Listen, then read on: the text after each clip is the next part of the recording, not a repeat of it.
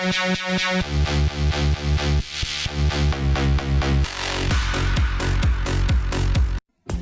friends, I'm Fletcher, and I created a beginner's guide to meditation to really make meditation accessible and attractive.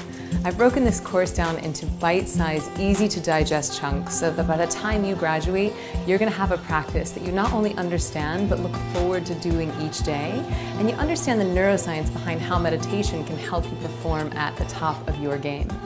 So before I was a meditation teacher, I was actually on Broadway for 10 years. And once I found this practice, it up-leveled my performance so dramatically that I felt inspired to be able to share it with others.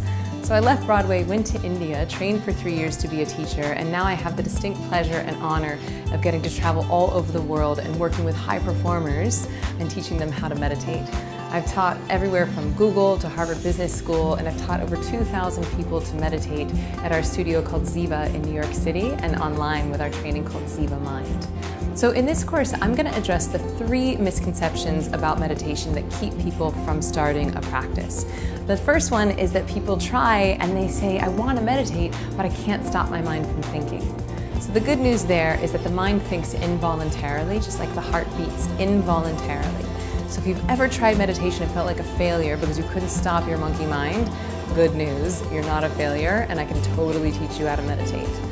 The other thing I hear is that people are like, Emily, I tried to meditate in this yoga class, but I accidentally fell asleep, and they feel sort of embarrassed about it. So in this course, you're going to learn very specific techniques for how to tell the difference between sleep and meditation. And then finally, what I hear most commonly is, Emily, I want to meditate, but I'm too busy. Look, I hear you, right? We're all busy. We all have a lot of demands on our time. But here's my new favorite quote.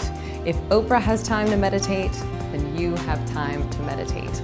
And the list of CEOs and athletes and celebrities that are meditating is not really a list anymore, right? Like so many of them are doing it that we need a new list of people who aren't meditating.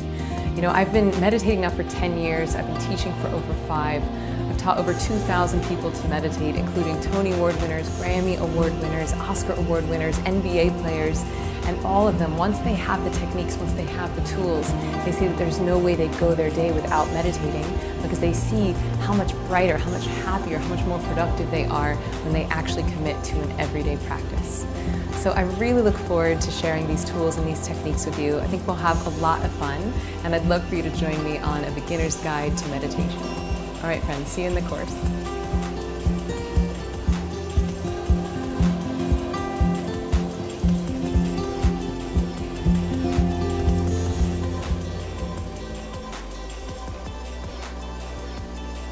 Hi friend, I'm Emily Fletcher, and I'm so excited that you've decided to join me for a beginner's guide to meditation. So this course is definitely for you if you've just never tried meditation ever before and you want to know what all the buzz is about, or if you've ever wanted to meditate but you felt frustrated because you couldn't stop your mind from thinking. I have some really good news for you. If you've ever tried meditation and felt a little embarrassed because you felt like you were secretly falling asleep, I've also got some good news for you. And if you just think that you're just plain too busy to meditate, then this course is going to illustrate all of the neuroscience behind why meditation can actually improve your performance and improve your productivity. So I've personally been meditating now for about 10 years, and I've been teaching for over 5. And I've had the amazing honor of getting to teach over 2,000 people to meditate, both in our studios in New York and LA, and also online through our online training called zivaMIND. And it's so heartwarming to get to hear stories from people who have cured their insomnia, whose migraines have gone away, who have stopped drinking so much, who have started really committing to their creative endeavors, all as a byproduct of investing in an everyday meditation practice. So I've designed this course to make things really digestible. These are small segments that are titled really clearly, so if there's anything that you miss and you want to go back to, you absolutely can. You're going to have a real clear intellectual understanding of the neuroscience behind how meditation can improve your performance and your productivity. And by the end of it, you're going to absolutely have a practice that you love, that you enjoy, and that you want to commit to every day. Because a tool is only as good as if you actually pick it up and use it. So let's talk a little bit about the 3 main challenges I see to people starting and committing to a meditation practice. Definitely number 1, the biggest misconception that I hear is that people think that the point of meditation is to clear the mind. There's like this one dude going around telling everyone that in order to meditate, you have to stop your mind from thinking. And I wish that I could find him and teach him how to meditate because it would make my job so much easier. So here's the way to think about this. The mind actually thinks involuntarily, just like the heart beats involuntarily. So imagine how ridiculous it would be to sit down to meditate and be like, okay, heart, stop beating. Or imagine how silly it would seem to be like, okay, nails, stop growing. Right? Like those are involuntary actions, they're not up to you. And yet this is the criteria with which most of us are judging our meditation practice. So I'm going to reframe this for you, and I'm going to give you tools that you can utilize inside of the meditation, and also a better way to judge whether or not it's working. Now, as far as sleep goes, it's not that you're actually falling asleep, it's just that when most people start a meditation practice, they feel like they're falling asleep. So I'm going to give you really clear criteria to tell the difference between what is meditation and what is sleep. And as far as the busyness goes, like we're all busy, right? We've all got stuff to do. And it's easy to see meditation as something that's selfish or as a waste of time.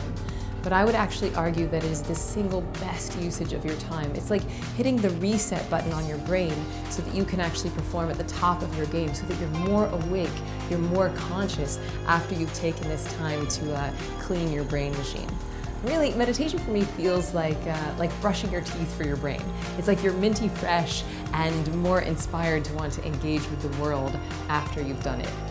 Call me crazy, but I actually think that in a couple of years, it'll be as rude to leave your house without meditating as it would be to leave your house without brushing your teeth. It'd be like, you need to handle that. You need to clean up that stress, just like we all handle our breath in the mornings. All right, friends, I think we're gonna have a lot of fun on this course. If you don't know, I was on Broadway for about 10 years, and that is how I found this practice, and because it really up-leveled my performance and my life. And now I love to use my lifetime of performance training, but now to help others. So we're gonna have a lot of fun. I think that we don't have to be so serious about meditation. And my goal for you is that by the end of this, you have a practice that you love, that you have a lot of fun learning it, and that you understand the importance of committing to it every day. All right, friends, I'll see you in the next video.